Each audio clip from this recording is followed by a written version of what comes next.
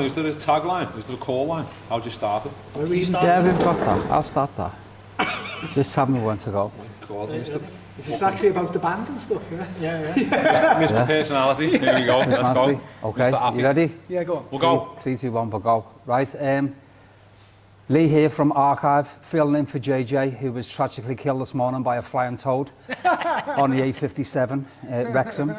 He was out buying some wagon wheels. He was indeed. Anyway, Tommy Scott, Phil Hartley from Space the Band, thank you very much for coming to our lovely little slice of heaven. What are you looking forward to tonight with it being one of your acoustic shows? What are you hoping to deliver to your audience? He's still working out, Lee? Yeah, just a little bit, mate. Forearms and ankles.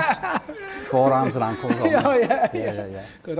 When we hugged before, I could still feel it. I might just tell everybody that I was Tommy's tour manager for 9 years and we've got some family issues. Yeah, we need to work through in therapy. But yeah. What was the question? What are you hoping for tonight, mate?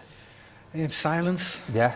Except that, obviously, when we finish the song. Okay, yeah. so you're you want silence when we finish the song? Is that what you want? Yeah. Yay! No, that's not what I want, that's what we get. Oh, that's what we get. Yeah. Okay. Who are you listening to at the moment, music-wise, Tommy? Oh my God, no one. I'm Phil. What do you mean no one? Are you still listening? Are you still watching your Hammer House and you're still taking all of your inspiration for your songwriting through that? Yeah, still watching all my horror movies, as you can tell, all that, you know what I mean? Sweet. Happy days. I'm on Dice Bits. Dice Bits are the coolest band in the world. I don't even know what they are, but I'll take your word for Boss it. lad. Bill Nelson. I've just been... Bill Nelson? I've been buying all my old records again that I had when I was a kid. Okay, cool. So all my punk records. Have you got a record player yet? I've got one here. It was 50 quid from B&M. Sweet, happy days. Send an invoice over for that. Yeah. Yeah. Any songs in the set tonight which you haven't really played a lot of before? Yes, there's a few, isn't there? There is a few. We are going to do a little rarity called, we call it Cash Converters, but it's actually called... What is it? Happy Clowns? Happy Clowns. Oh, yeah. Yeah. What album was that on? Was it on Kebab? On Kebab. It was on Kebab. Yeah, so it's a bit of a noisy ass tune. We're doing a few that we don't normally do acoustic, like one Sharks and all that, you know what I mean, and stuff, and... Yeah, Drop Dead, we don't normally do that acoustic because it shouldn't really work acoustic. Yeah, when we did this, when we started doing it, there was a lot of tunes we missed out because Tom was like, it's not going to work, you can't do that acoustic, it's a bloody loop. And then we did a gig and someone shouted out fucking Psycho, remember? Yeah. We were like, we can't, how are we going to do that acoustic? And we did it and it went off. So since then, I think he started thinking of the ones that are most unplayable as an acoustic, and then we do it, and it works. Yeah.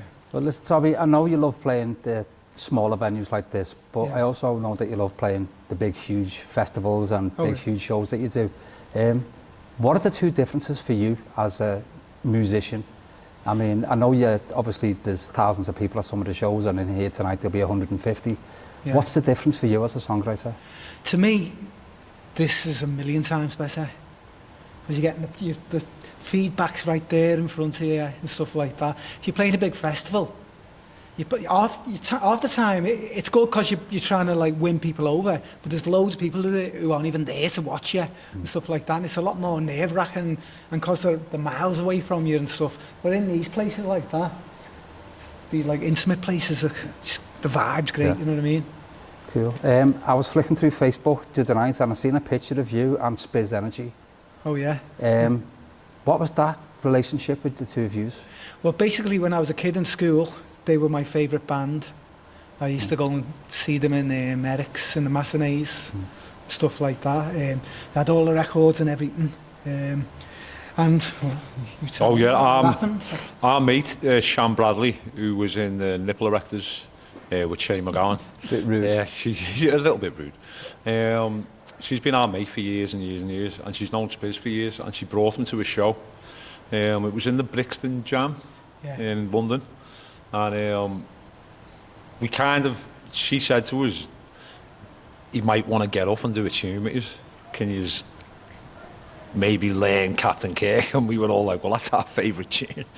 That's like one of the main tunes that we were all into. So we kind of knew it in a way.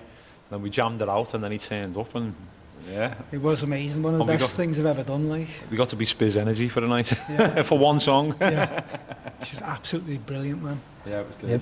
What kind of guitar are you playing at the moment, Tommy? I see it looks like a ukulele. It's that small. It's a like pocket-sized one. It cost 45 quid. It's an eco, and it's made out of plywood. Not even real wood or nothing. No. But I love it. Like, it's just an old.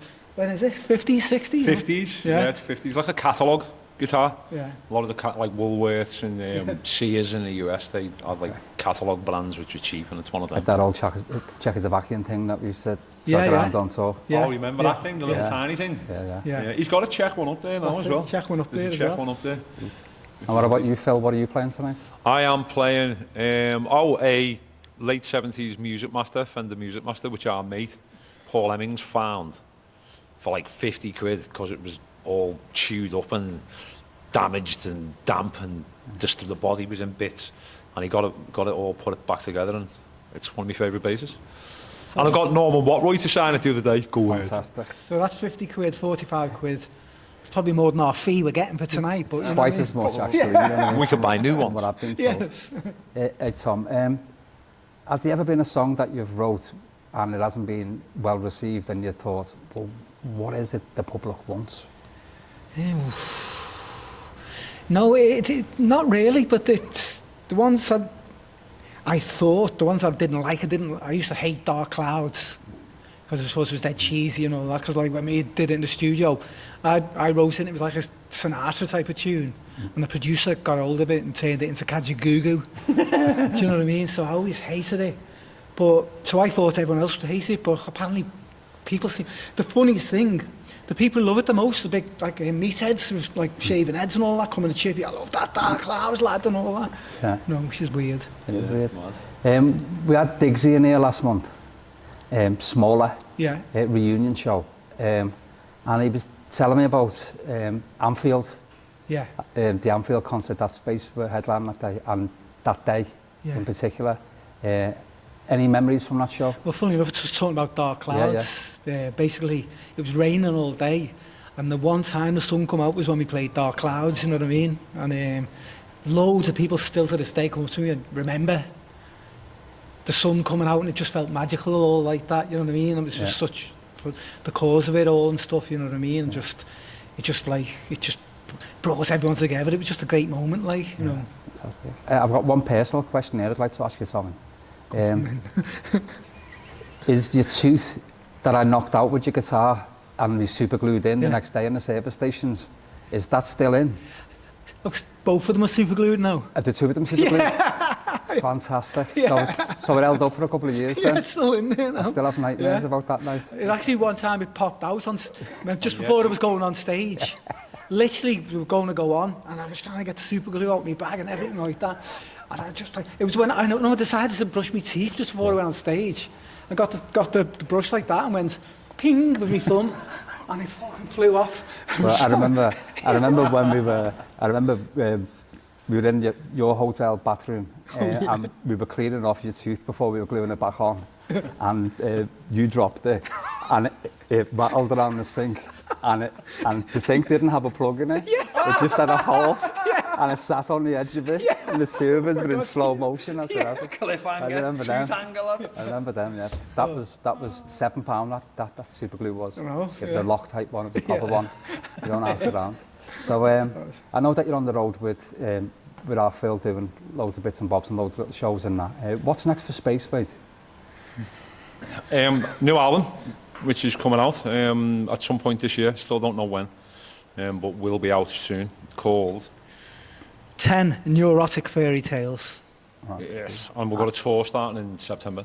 Fantastic. September 4th. Everybody can jump onto the Space website to find that information out. Say that louder. The Space website, buy some tickets. Okay. Was the artwork done by Johnny Vegas, I'm hearing, is that right? Yeah, which is that weird, because we found out that he was a massive Space fan when he used to be in art school in St Helens when he was young. He loved space and all like that. I don't even know how we got some. Steve Edwards. Oh, Steve Edwards, our mate, you know, Steve Edwards. Yeah. Was working on his art display and stuff, like setting it up and stuff, and just told me about it, and I went, oh, wow, that's cool. I didn't know he did art. So I went down to see it, and we actually met him and all that, and I just said, listen, would you please do the artwork for the album? He said, it'd be an honour. So he has, you know what I mean? Sweet. Which is weird, because people, like, I say it on stage and people just immediately just start laughing. Yeah. They're like, oh, he's not just a comedian, he's a fantastic artist, you know what I mean? Yeah, Yeah, but he is funny. He is funny, don't Came he? to one of our gigs, didn't Oh, that was hilarious, man. We On Halloween. played a gig in in New Brighton, and it was Johnny Vegas sat next to Billy Butler. he? But Billy Butler was dressed like Dracula. Yeah. It was the most Real. bizarre. But it was one of them gigs where everyone was talking, and I said, listen, will you stop talking, please, especially with a song? So he immediately got up, started kicking off at everyone, and literally did a comedy show for about 20 minutes. And it was like, we had a Johnny Vegas show for 20 minutes, and it was dead funny. He's just like shouting at everyone and all that, and respect. It was just hilarious. Yeah, like, yeah. Funny as fuck. Happy days. Well, listen, I'm sure you're getting bored now. I'm not getting bored. How can I get I'm bored? surprised. With you? I'm surprised how much charisma you've got, mate. Thanks very much. I'm I'm on shocked. top of my game today. Yeah, I've You know noticed. that. It's both Growth of 2026, sir. them. That's it, the year of growth. Listen, Tommy Scott, Phil Hartley, thank you very much, and have a boss show tonight at Archive. Cheers, Lee. Thank you Nice for one, putting us lad. on. See you later. Thanks for putting us on. Yo. Come on, he fucking smashed that.